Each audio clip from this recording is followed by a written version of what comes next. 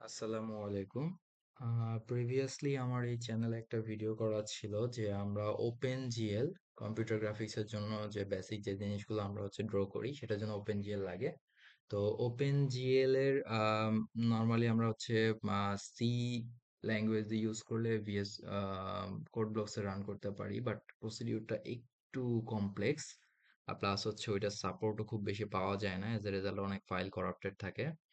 তো এটার জন্য পাইথনে আমরা করেছিলাম, আর পাইথনে কিভাবে ইনস্টল করতে হয় সেটা একটা ভিডিও অলরেডি আমার করা ছিল। বাট প্রবলেম যেটা হয়েছে যে ভিডিওটা মোটামুটি 1 বছর আগের, প্লাস পাইথনের ভার্সন অনেক আপডেট হয়েছে, এখন 3.13। আমি যখন ইউজ করতাম তখন 3.11 ছিল। আর প্লাস আমি যে ওয়েবসাইট থেকে ফাইলগুলো নামাইছিলাম সেই ওয়েবসাইটটা এখন আর অ্যাক্সেস করা যাচ্ছে না, এই জন্য আমি আরেকবার ভিডিওটা করতেছি।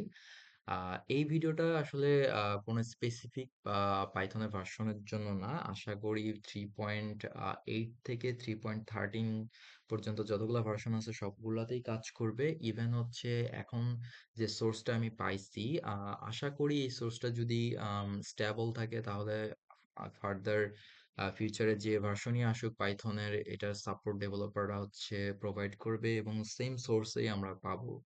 সো আমি যে মেথড দেখাবো এটা ইন ফিউচারও কাজ করবে ইনশাল্লাহ। ওকে। তো বেসিক্যালি আমাকে ফার্স্টে যেটা করতে হবে সেটা আমার পাইথন ভার্সনটা চেক করে নিব। পাইথন ভার্সন চেক করার জন্য আমি কমান্ড প্রম্পট বা টার্মিনাল যার যেটা আছে সেটা ওপেন করব। দেন লিখবো পাইথন ভার্সন, এন্টার প্রেস করব। তো আমার এখনো 3.11 আছে, 3.11 শো করতেছে। তো আপনাদের এখানে 3.12 বা 3.13 শো করতে পারে। তো যার যেটাই শো করুক এটা একটু মাথায় রাখবেন যে আমার এই ভার্সনটা শো করছে, কারণ আমরা যখন ফাইল ডাউনলোড করতে যাবো তখন এই ভার্সনের ইনফরমেশনটা লাগবে। এরপর আমরা চলে যাব এই ওয়েবসাইটটাতে। আমি একটু রিফ্রেশ করে নিই। তো এই ওয়েবসাইটটা আগে একটা আনঅফিসিয়াল ওয়েবসাইটে হোস্ট করা ছিল। তো আনঅফিসিয়াল না, অ্যাকচুয়ালি একটা কমার্শিয়াল ওয়েবসাইটে হোস্ট করা ছিল। তো ওখান থেকে অ্যাক্সেসটা চলে গেছে, এই জন্য আমার সেকেন্ড ভিডিওটা করা। তো এইবার গুড নিউজ এটা যে এটা গিটহাবের একটা রিপোজিটরিতে হোস্ট করা। অ্যাজ এ রেজাল্ট এটা খুবই পাবলিক একটা প্লেস প্লেসে হোস্ট হয়ে গেছে। প্লাস যতটুকু বুঝলাম এটা ডেভেলপার সাপোর্ট খুবই স্ট্রং। অলরেডি দুইটা আপডেট আছে। একটা আপডেট অলরেডি 3.1.8 একটা আপডেট ছিল, এরপরে আবার আপডেট করছে। এবং সবচেয়ে মজার বিষয় এখানকার আপডেটগুলো দেখলে বুঝবেন এটা 2025 সালের জানুয়ারি মাসের 27 তারিখ, তারপর মার্চের 24 তারিখ, এই 1 মাস আগে 24 তারিখে এগুলা আপডেট করা হয়েছে। দ্যাট মিনস এইটার সাপোর্টটা খুব স্ট্রং, এন্ড আশা করি যে ইন ফিউচার আমাদের যে ফাইলগুলাই লাগুক আমরা এখান থেকে নামাইতে পারবো। ওকে। তো বেসিক্যালি আমার এখান থেকে যে দুইটা ফাইল নামাইতে হবে সেই দুইটা ফাইলের জন্য আমাকে যে শো অল 21 অ্যাসেটস এটা প্রেস করতে হবে, নাহলে সবগুলো শো করবে না। তো করার পর আমার যেটা করতে হবে সেখানে অ্যাক্সেলারেট যে লেখাগুলো আছে না, এই যে এখান থেকে শুরু হয়েছে অ্যাক্সেলারেট অ্যাক্সেলারেট, এই ফাইলগুলো থেকে একটা ফাইল নামাইতে হবে এবং এর উপরে যে ফাইলগুলো আছে সেখান থেকে আমাকে আরেকটা ফাইল নামাইতে হবে। এখন আমি কোন ফাইলটা নামাবো? আমি জানি যে আমার পাইথনের ভার্সন 3.11, অর্থাৎ আমি এখানে খুঁজবো যে অ্যাক্সেলারেট লেখা আছে এবং CP311 লেখা আছে এরকম ভার্সন, মানে ফাইলটা কোনটা।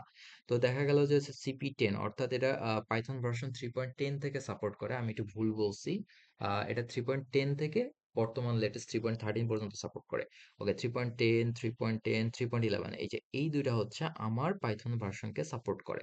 তো এই দুইটার মধ্যে আমি কোনটা নিব? আমার উইন্ডোজের আর্কিটেকচার যত তত নিব। আমার উইন্ডোজের আর্কিটেকচার 64 বিট। এই উইন্ডোজের আর্কিটেকচার যেহেতু 64 বিট, দ্যাট মিনস আমি এই ফাইলটা ডাউনলোড করবো। এই ফাইলের উপর লোড বাটন ক্লিক করলে এটা ডাউনলোড স্টার্ট হয়ে যাবে। আর যদি কারো 3.12 লাগে তাহলে 3.12 ডাউনলোড করবে, কারো 3.13 লাগলে 13 ডাউনলোড করবে।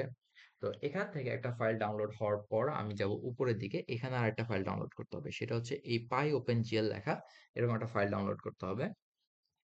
তো এখানে আমার জন্য যে ফাইলটা আছে সেটা এই যে 3.11, 3.11, তিনটা ফাইল আছে। তো তিনটা ফাইলের কাহিনী যে প্রথম ফাইলটা 32 বিটের, পরটা 64 বিটের। তো আমি বেসিক্যালি 64 বিট ডাউনলোড করব।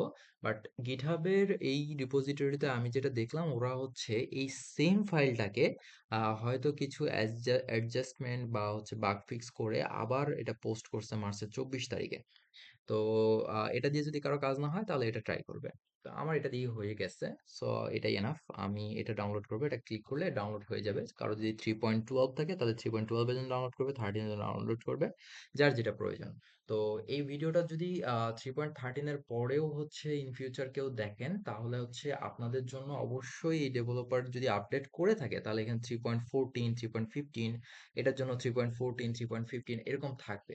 জাস্ট বেসিক্যালি হচ্ছে যার যে পাইথন ভার্সন সেই অনুযায়ী ডাউনলোড করতে হবে। ওকে, ভেরি গুড। আমার ডাউনলোড করা আছে অলরেডি। আমি ওকে, এই ফোল্ডারে আমার এই দুইটা ফাইল অলরেডি ডাউনলোড করা আছে। তো আমি কি করব, এখানে রাইট বাটন ক্লিক করলে দেখবেন ওপেন ইন টার্মিনাল নামে একটা কথা আছে, অর্থাৎ আমি এই ফোল্ডারটাকে টার্মিনাল ওপেন করব। টার্মিনাল ওপেন করার বহুত ওয়ে আছে, আমার কাছে এটা খুব কনভিনিয়েন্ট ওয়ে মনে হয়, সো এটা ট্রাই করব। এখন এখানে একটা ক্যাচ আছে যে অনেকের হচ্ছে রাইট বাটন দেখতে, মানে রাইট বাটন ক্লিক করার পর যে কর্টেক্স মেনু আসে সেটা দেখতে আমার এটার মতন না। বিশেষ করে উইন্ডোজ 11 এ যারা আছে তাদের হচ্ছে এরকম না। তো সেটার ক্ষেত্রে কি করতে পারেন আপনারা? আপনারা হচ্ছে শিফট, কিবোর্ডের বাম দিকে দেখবেন শিফট বাটন আছে। Shift plus right button click করলে তখন আমার মতো এরকম একটা কর্টেক্স মেনু আসবে। তো ওপেন ইন টার্মিনাল দিব।